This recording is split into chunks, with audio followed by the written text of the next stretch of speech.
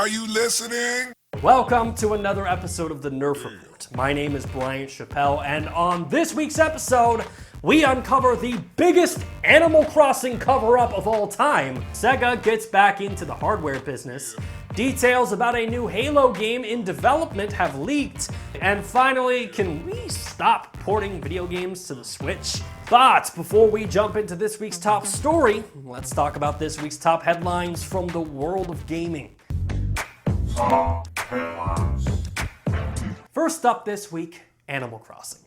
You know, it's been a busy time for everyone playing Animal Crossing right now. You've got weddings, new visitors, and tons of new content to play.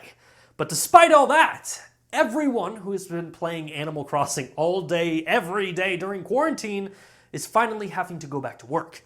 And let's face it, the tough reality is everyone knows that Tom in accounting isn't as understanding as Tom Nook. Damn it, Jessica, for the fifth time, we can't accept turnips as a form of payment. Well, in the latest update to hit Animal Crossing New Horizons, it changes the type of fish that you are able to catch. That's right, new fish like hammerhead sharks, gar, piranha, tilapia, great white sharks, and whale sharks can now be caught in-game. I mean, look at the size of the character holding the whale shark. How big are these islanders? I mean, a whale shark can grow anywhere between 18 to 33 feet long and weigh up to 41,000 pounds. And in comparison, the island character holding the whale shark is about 1/6 of the length of the whale shark, meaning that your character is about 5 feet wide. And with that comparison in mind, your height roughly equals 2 islanders stacked on top of each other, resulting in your character's height being 10 feet tall. Meaning that Animal Crossing New Horizon is home to giants. 10 foot tall by 5 foot wide giants, which changes the game completely. I mean, it's kind of really cool to know that Nintendo hid this big of a secret the entire time. Just like us, because despite what you may think, this show's perspective is off too. That's right, I am a mini. I know it's hard to believe, but I'm barely 1 foot tall. Don't believe me? For example, here is my DualShock controller. Next up, let's talk about SEGA. This week, the company celebrated their 60th anniversary by making a very interesting announcement. Allow me to introduce you to the bizarre Game Gear Mini Console. The Game Gear Mini Console is about 3 inches wide by roughly 2 inches tall, a third of the size of the original Game Gear. Sega's new handheld will be available in 4 different colors, with each color featuring 4 different Sega exclusive games. The Game Gear Mini will be sold exclusively in Japan for $46 in October, and if you are concerned about how tiny the handheld is, Sega is offering a solution to that problem called the Big Window Micro. And people genuinely wonder why Sega stopped making hardware. Google Stadia.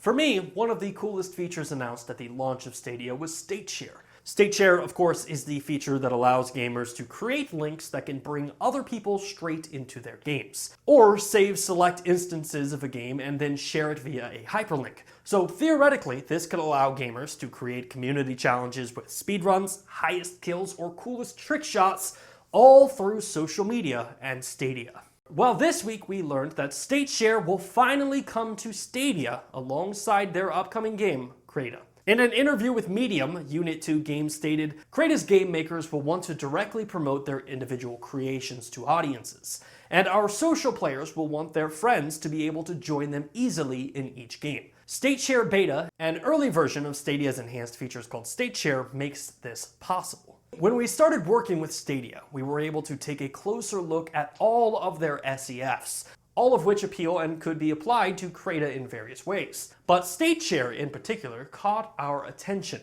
The ability to click a button and leap into any save point that the developer had set up was the missing link that we've been looking for. We believe that State Share Beta means that you can have the high-quality experiences coupled with the accessibility of launching web games, which will benefit both players and game makers alike. And finally, for our top headlines, let's talk about Halo. The next chapter in the Halo saga, Halo Infinite, will be launching day and date with the Xbox Series X.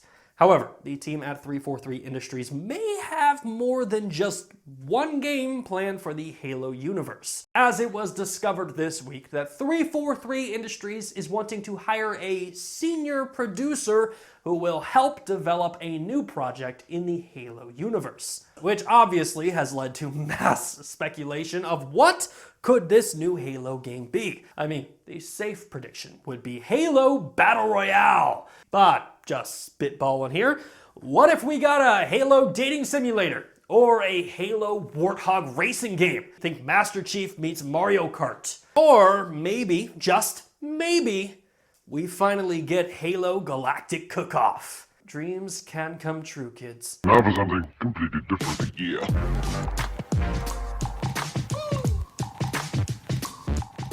Nintendo. 2020 marks the 4-year anniversary of the Nintendo Switch.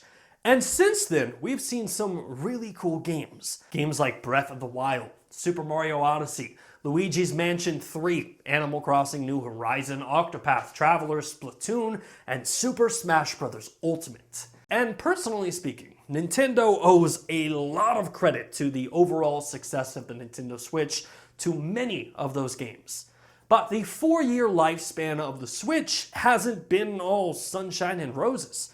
Because in reality, the handheld's lack of hardware has put it at a big disadvantage against the PlayStation 4 and the Xbox One. And to make up for that difference, developers have been dumbing down games that require extensive hardware found on other consoles to make their games run on the Switch. Also what we call porting. And sure, you could make the argument that comparing games running on the Switch against games running on the PlayStation isn't really fair.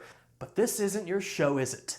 So, let's talk about this week's top story in a segment that we like to call Stop Porting Games to the Nintendo Switch. This week, Obsidian's Outer Worlds launched on the Nintendo Switch. And despite the game receiving some great reviews when it launched on the PlayStation 4 and Xbox One, the Switch port is running into, well, some major issues. In fact, major issues might be a bit of an understatement. Because despite the game being playable, the Outer Worlds on the Switch is suffering from major graphic issues. Like, here is the Outer Worlds running on consoles, and here is the Outer Worlds running on the Switch. And the Outer Worlds is not alone. This game is just one of the many mainstream video games that was designed for consoles or PCs that had to be downscaled to be ported to the Nintendo Switch. For example, when Ark Survival Evolved was ported to the Switch, the game suffered from graphic issues, game-breaking bugs, and just an overall poor performance. And the game was still being sold for a full retail price of $49.99. And honestly, I could go on with games like Payday 2, WWE 2K18, Rocket League, Overwatch, and even Doom. All of these games had been ported to the Switch, with developers having to sacrifice on things like graphics or even overall fidelity. Which raises the really uncomfortable question. Should Switch owners just accept the fact that by owning a Switch, mainstream games like FIFA, Rocket League, Overwatch, or Payday 2 should never come to the platform due to its inferior hardware? Why should a developer have to sacrifice their overall vision of a game because of Nintendo's unwillingness to create a platform which fails to utilize even present-day hardware? I mean, I think we can all agree that when the team at Obsidian first dreamed of the Outer Worlds, this Switch port is not what they had in mind. And to be fair to developers, I mean, some ported games on the Switch work, but there are far more failures than there are success stories. And most developers eventually address some of the major issues, but the end product is still nowhere close to the original version of the game running on, well, other consoles. Which raises uncomfortable question number 2. Why would Nintendo launch such an inferior console that would limit so many great video games from running on their platform? Well, the obvious answer is Nintendo does whatever the hell they want to, but with the Switch, the main idea behind the console is the ability to play the game in handheld mode on the go or in docked mode with gameplay being broadcasted to your TV. So obviously, with a concept like this, Nintendo had to make some hardware sacrifices. But there's still the problem that both PlayStation and Xbox ushered in the next generation of gaming 4 years before the launch of the Nintendo Switch. Why would Nintendo launch hardware that fails to come anywhere close to either of those consoles? And I know that this is kind of harsh, and it seems like a Nintendo bash fest, which oddly sounds like the name of their next first-party exclusive.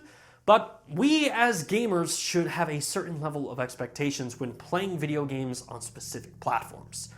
Why should I pay $59.99 for a game that looks like this, like it is running on the Nintendo 64 in 2020? Stop porting games to the Switch that cannot run at the same quality as they do on other consoles. Nintendo needs to understand that while the Switch is a cool gimmick, their sacrifices on hardware have real-world consequences. And hopefully, the next time around when Nintendo introduces a brand new console, they'll lean less on gimmicks like portability or motion controllers and make a console that can run games that are releasing on every other platform. And finally, for this week, we come to that noise. Of course, signifies that we are running out of time and coming close to the end of the show. So, in order to cover all the week's remaining news, we must initiate a segment that I like to call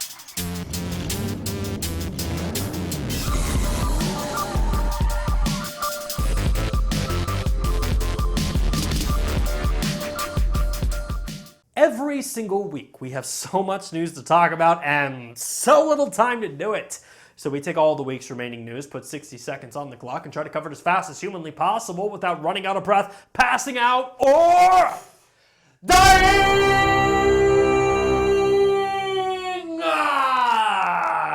So with that in mind, let's put 60 seconds on the clock. Thunder noise! And go!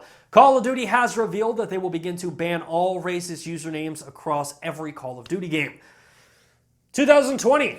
About damn time. EA has revealed that they will be bringing some of their games to Steam, and speaking of EA, the 2020 EA Play event has been delayed until June 18th. While we're on the topic of delays, the start of the Fortnite Season 3 in-game event has been delayed until June 15th. Valorant is currently under development for consoles. Sims 4 got an update that allows Sims to piss fire. Careful, kids. That's what we call chlamydia in the real world. Overcooked is now free to play on the Epic Games Store. PlayStation 4 games, new PlayStation 4 games that launch after July, have to be playable on the PlayStation 5.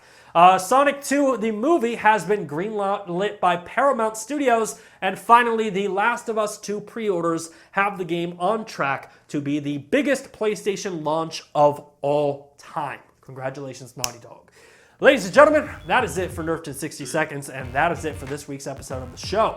If you like what you saw and you want to see more content just like it, hit that like button, subscribe to the channel, and tell your friends. As always, my name is Brian Chappell. You are you, and, well, this is the Nerf Report. Thanks for watching.